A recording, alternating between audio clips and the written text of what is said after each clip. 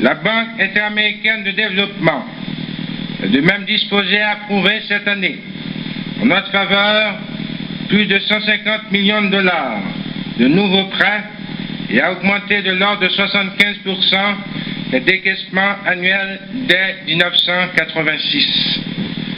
Cette institution vient également d'adopter une résolution portant dans le cas d'Haïti sa quote-part de financement de 75 à 90%, tout en élargissant l'éventail des prêts éligibles aux conditions de faveur accordées à travers son fonds des opérations spéciales. La Banque mondiale approuvera quant à elle, au cours des prochains mois, l'octroi d'un prêt sectoriel destiné à appuyer un programme de restructuration profonde du secteur agricole qui constitue actuellement la plus haute priorité du gouvernement. Il sera aussi fait appel à un large cofinancement entre agences dans le but de mobiliser un volume maximum de ressources pour l'exécution de ce programme.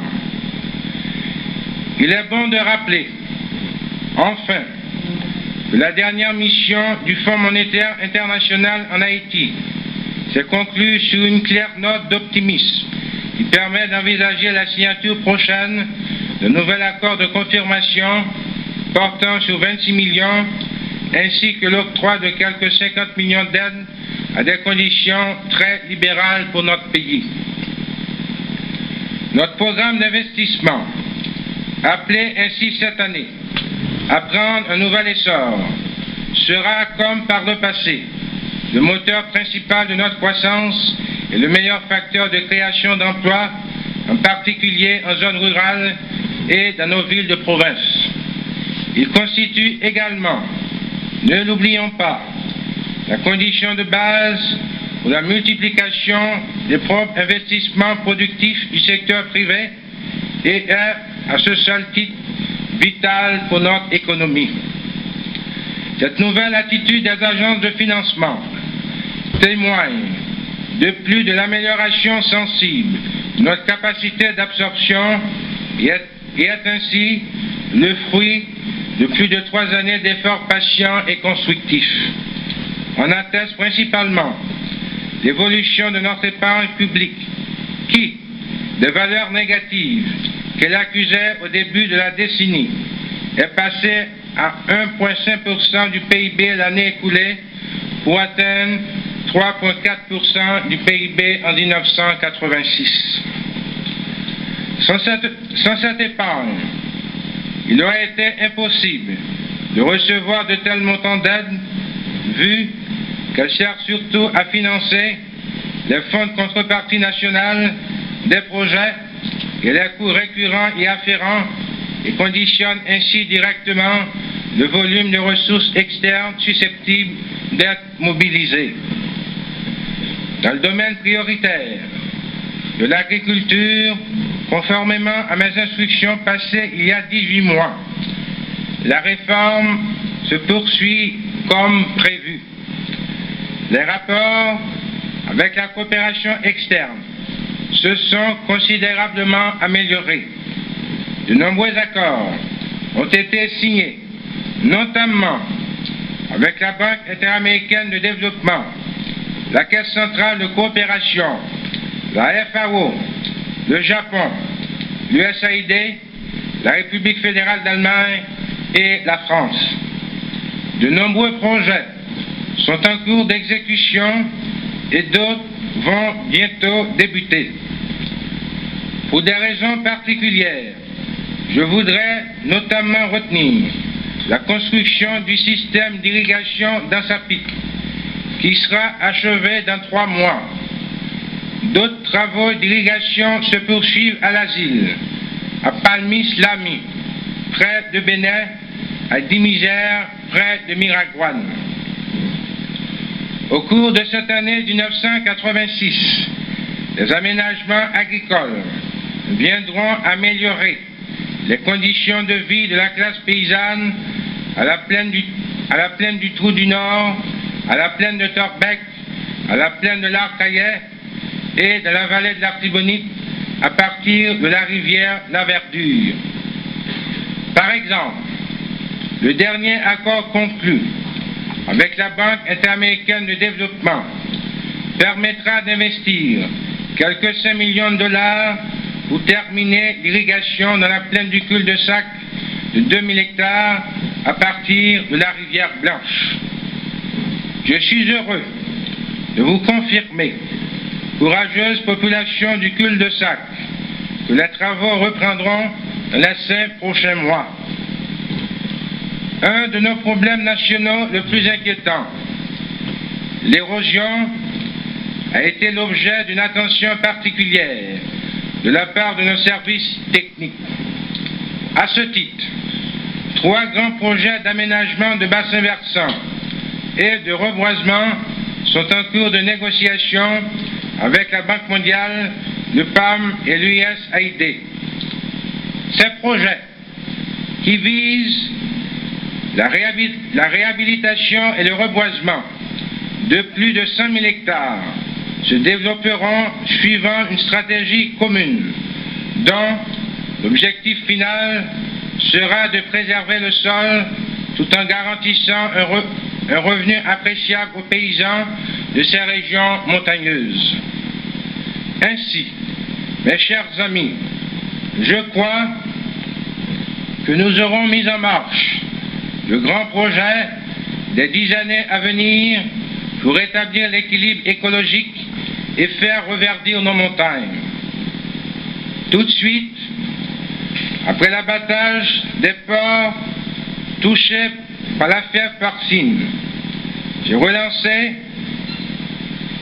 avec la coopération internationale, le programme de repeuplement porcin qui se réalise suivant nos plans. Plus de 30 000 porcs se trouvent actuellement répartis dans les différentes sections rurales du pays. À la fin de cette année 1986, ils seront plus de 400 000. Mais je ne m'estimerai satisfait qu'après que chaque paysan aura, comme par le passé, un ou plusieurs porcs dans sa cour pour être en mesure de faire face aux obligations les plus pressantes. Mes chers concitoyens, l'année 1986 sera donc très probablement, pour toutes ces raisons, la meilleure qu'aura connue notre économie depuis le début des années 80. Elle sera également celle où notre pays commencera vraiment à tirer parti des efforts et des sacrifices consentis au cours de ces 3 dernières années. Il nous faut, en ce sens, rester pleinement conscients de l'importance des réformes que nécessitera pendant longtemps encore notre économie pour surmonter toutes les forces d'inertie et permettre une croissance soutenue et mieux équilibrée entre les diverses couches sociales de la nation. Mes chers concitoyens, plus que jamais, il s'avère nécessaire de resserrer nos rangs et de nous solidariser pour accroître nos chances de succès dans l'entreprise de développement de notre pays. L'effet de la volonté et de l'unité nationale, la conjugaison de nos efforts et de notre labeur, l'efficacité des actions de l'État orientées vers le bien public et le relèvement des conditions de vie de la grande majorité, voilà les plus sûres garanties de notre essor et de notre évolution. Nous ambitionnons le progrès et le renouveau de la patrie. Nous aspirons à une existence meilleure dans le cadre d'une communauté plus fraternelle et plus libérale, où les droits fondamentaux du citoyen soient respectés, où ses aspirations, tout comme ses besoins matériels et spirituels, soient satisfaits.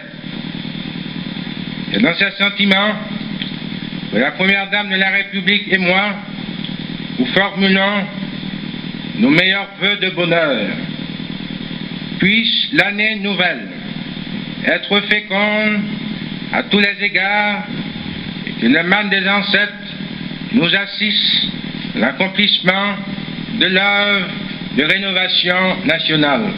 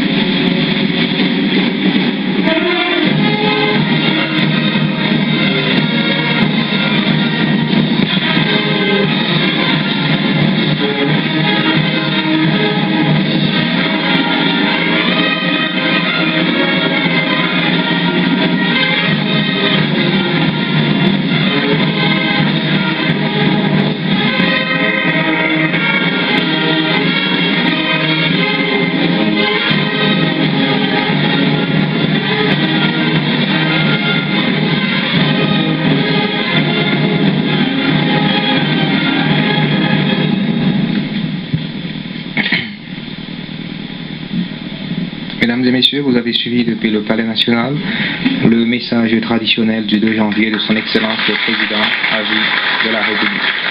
Le président